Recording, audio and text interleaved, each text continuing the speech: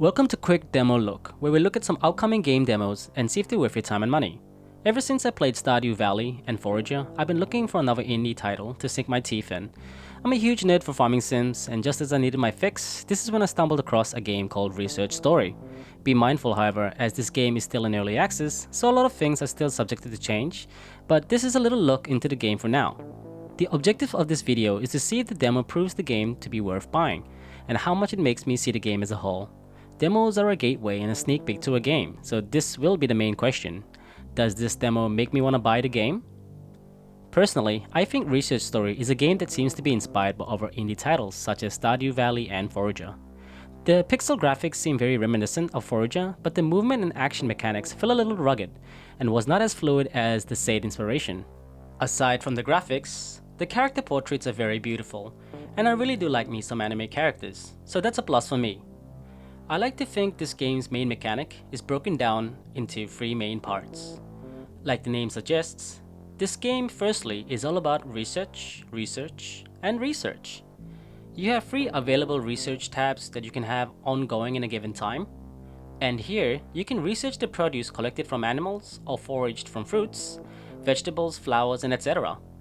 With each research task that is undertaken, you have tasks that you have to complete in order to complete that said research. Completing that research will give you a scroll which can be used for rewards, which I will touch on a little later. By researching, you also arm yourself with the powerful knowledge of being able to understand your environment better. By doing this, you can enable yourself to find seeds for farming, know the conditions and requirements for that particular product, and how to grow it as well. You can also understand the wild animals living in the wilderness by analyzing them, knowing their dietary habits, and what they produce as well. Research is vital for pretty much everything, and is the fundamental core aspect of this game, as pretty much everything and anything revolves around it. Utilizing your research, you can then use your newfound knowledge for farming, which I think is the other main part of the game. Like all farming sims, you'll clear your given plot of land from the natural debris, tile it with your hoe, plant your seeds and water them. Gaining seeds is quite easy, as a lot of forageables and farm produce is found by just walking around and scavenging. The downside of this, however, is that farming doesn't really seem to net you a huge profit at all. It may be that I'm just used to earning heaps of cash in Stardew Valley from growing huge amounts of crops, but that doesn't really change the fact that the profits seem a little lackluster. The farming mechanic also seems a little too slow, and the motions don't really feel too fluid, so it kind of becomes a tedious task. Which is why I kinda gave up farming after a while, not bothering to plant any crops at all. Next up is ranching. Similar to how you find forageables by walking around, you can also find animals just as easily. You can pet them once to gain their produce, and if you research that, you'll find out their diet. If you visit the nearby treehouse, the NPC there will send you a bunch of bowls with different food that you could use to feed and befriend animals with. By befriending them, you can take them back to your farm and set them into a creature pen. A creature pen holds up to 2 animals and allows you to increase your friendship levels with said creature faster. When the animal is fed and raised with lots of love and reaches a high level of friendship with you, they unlock a perk which you can take advantage of, such as the chicken, enabling you to find more seeds. I find this mechanic quite nifty, and I really enjoyed having animals that had unique perks. I have to admit, however, that getting the animals to a high enough percent of friendship was quite a bother, as you have to keep feeding all the different animals their preferred food every single time.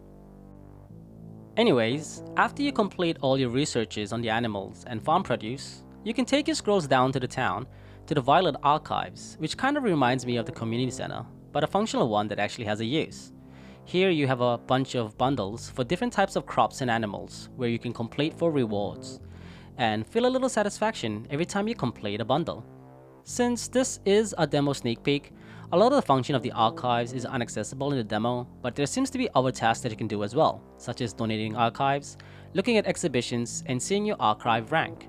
Which frankly, I have no idea what they are, but having a bunch of people in this so-called community center brings much life to it, which I found that I quite liked. Speaking of content that is not available, there is also fishing, mining, and upgrading your tools at the blacksmith, which cannot be done unless a full purchase. And I'm sure that there are a bunch of other content there for you to find and fiddle around with as well. From speculation, I'm sure there is an option to romance the townsfolk, and I say speculation because on the Steam page it says befriend, but judging from the heart icon in each character, I'm sure it could be a possibility, as is such with these kind of farming titles. The community seems to be pretty happy so far, as the developers are actively replying to comments and discussions as well. And I'm sure a lot of things that are presented here are subject to change for the better, and more content and quality life will be added. I'll definitely keep my eye on this in the foreseeable future and keep my fingers crossed for another good farming life sim title, where I can sink more of my time, as I am a huge fan of farming games. Well, all games in general, but still. Farming games do hit that spot for me. So to answer the question that I asked in the start, does this demo make me want to buy the game? To be honest, I'm a little on the fence, as I really did enjoy it and it was a pleasant experience, but the mechanics were a little sluggish for my liking, and money just came in way too slow. Farming didn't seem too important, and ranching felt the same as well. Hopefully, with time, these things might change, but I guess we just have to see down the line. If you want to check this game out, the link will be in the description below, and as of this recording, there is a playable demo, which has been used in the footage shown. You can pretty much play for an unlimited time in-game, but the days will not progress further than day 7. This, however, doesn't mean your progress won't be carried forth, it just means you're stuck carrying the same day over and over again, but just your progress going through. Let me know in the comments below if this is your cup of tea, and if you already played it, or are you looking forward to do so. And I heard that the townsfolks and animals will love you more if you click that subscribe and like button. So please go ahead and feel free to do so. I, for one, definitely know that you will increase your friendship points with me. This has been Requiem from the IndieMasters. Have a good day, everyone.